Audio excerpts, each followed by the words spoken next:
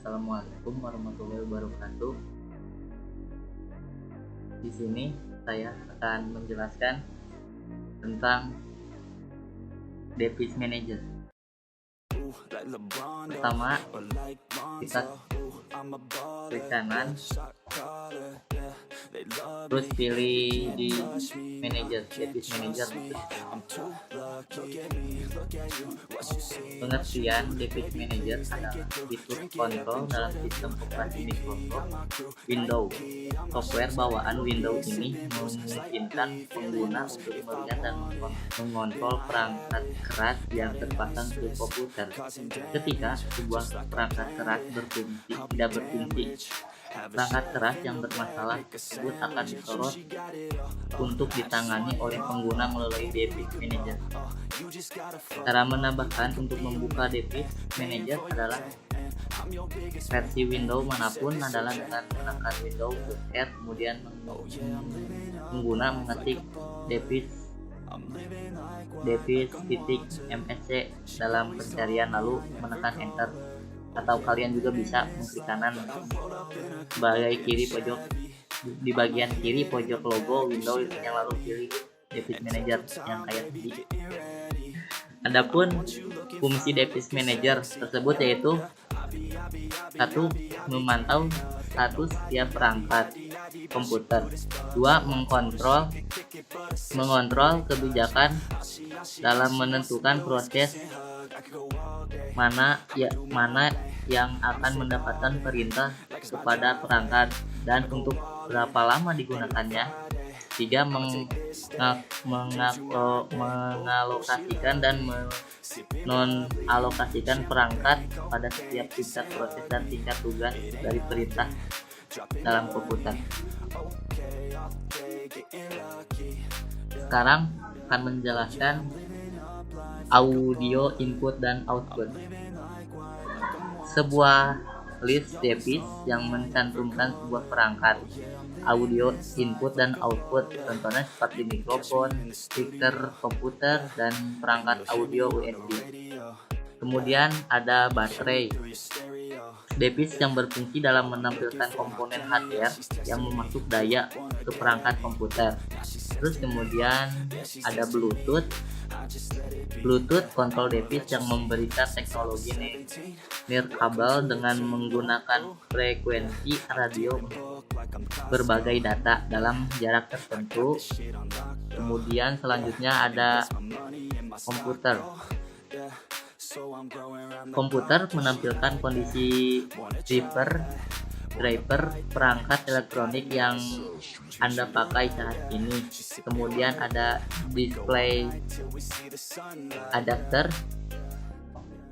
sebuah perangkat keras yang dipasang ke komputer untuk menghasilkan gambar visual. Kemudian ada DVD atau CD atau room driver,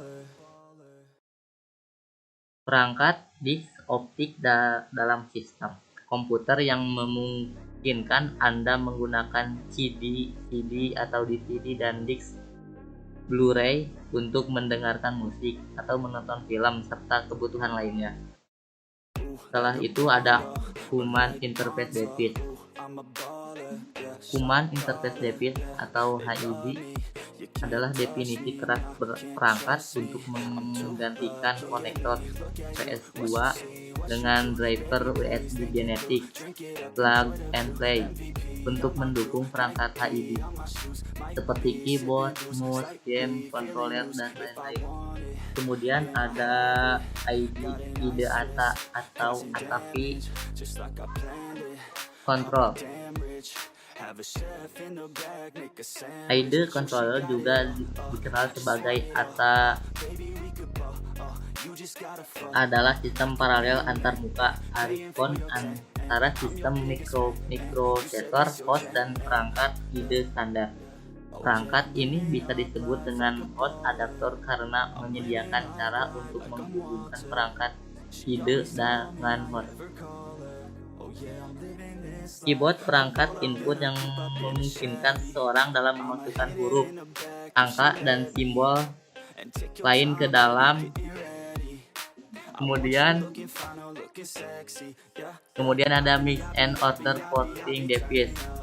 Perangkat input untuk komputer seperti mouse, joystick, atau trackball, di mana pengguna dapat memanipulasi kursor pada layar komputer. Kemudian ada monitor. Monitor adalah perangkat keluaran elektronik yang dikenai sebagai terminal dalam menampilkan video, PDT atau unit penampilan video atau VDU. Hardware ini digunakan untuk menampilkan gambar, teks, video, dan informasi grafik yang dihasilkan oleh komputer. Kemudian ada network adapter. Adalah perintah keluaran printer yang disimpan dalam area memori yang telah diantikan. Perangkat ini mempertahankan status terbaru dari semua pekerjaan cetak dan aktif dan menunggu keputusan perintah komputer. Kemudian ada prosesor atau juga dikenal sebagai CPU, bertugas dalam memberikan instruksi dan daya prosesan yang dibutuhkan komputer. Kemudian ada software device, sekumpulan instruksi, data, atau program yang digunakan untuk mengoperasikan komputer dalam menjalankan tugas tertentu. Kemudian ada sound, video, and games controller, perangkat input yang digunakan untuk memainkan video, game, atau sistem yang dipakai untuk memberikan input dalam menjalankan video game melalui hardware seperti joystick dan sejenisnya. Kemudian ada strong control, perangkat yang mengontrol larik penyimpanan yang terdiri dari 3 jenis komponen: CPU, memori cache, atau koneksi antarmuka dengan jaringan, dan perangkat memori. Ini juga disebut strong processor atau pengontrol array. Kemudian ada sistem device, perangkat pada sistem boot seperti pengontrol keyboard, jam, register, DMA, pengontrol memori, VDC, port ID, for serial parallel, PCI bridge, dan sebagainya.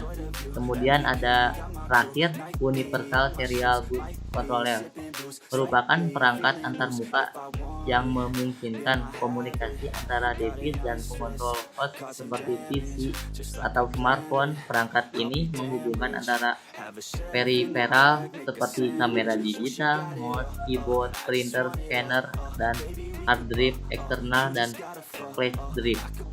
Kemudian di sini saya akan menjelaskan fungsi dan isi dari disk management dan partisinya. Seperti yang awal, caranya klik kanan dan pilih disk management. Pengertian disk management. Manajemen disk adalah perpanjangan dari konsol manajemen Microsoft yang memungkinkan pengelolaan penuh perangkat keras berbasis disk yang diakui oleh Windows. Manajemen disk digunakan untuk mengelola zip yang dipasang oleh komputer seperti hard disk drive internal dan eksternal. Optical disk drive dan flash drive ini dapat digunakan untuk mempartisi drive, memformat drive, menetapkan huruf drive, dan banyak lagi. Berikut beberapa hal umum yang dapat Anda lakukan dalam manajemen disk. 1. Partisi drive. 2. Format drive. 3. Ubah huruf drive. 4. String partisi. 5. Perluas partisi. 6. Hapus sebuah partisi. 7. Maksudnya ubah sistem file drive. Manfaat partisi hard disk adalah beberapa manfaat setelah Anda melakukan partisi hard disk. 1. Hard disk lebih cepat dan mengindeks lokasi file. 2. Performa komputer bisa lebih cepat. 3. Apabila salah satu drive terkena virus, maka drive lainnya masih aman. 4. Bisa digunakan install lebih dari satu operating system dalam komputer. 5. Manajemen file jadi lebih rapi. Setelah saya mengetahui fitur-fiturnya, kini waktunya untuk mempraktekkan bagaimana cara membuat partisi hard disk baru. Sebelum membuat partisi baru, Anda harus mengecilkan atau trik ukuran hard disk lain terlebih dahulu. Kita simak. Oke, kita klik kanan, kita klik volume. Nah, ini di sini kita ganti ukurannya.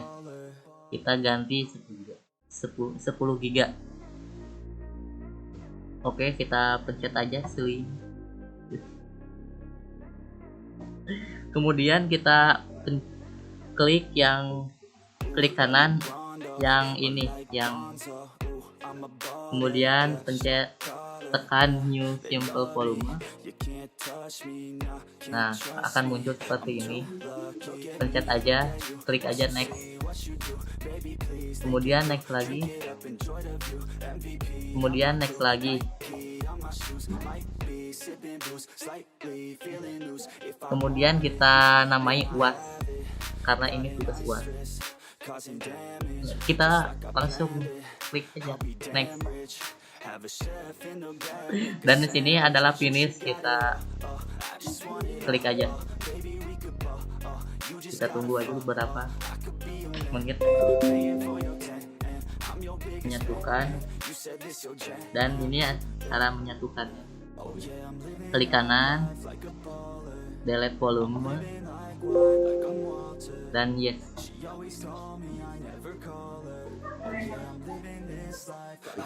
Klik kanan, kita pencet klik kanan, dan extended volume kita klik aja next kayak tadi.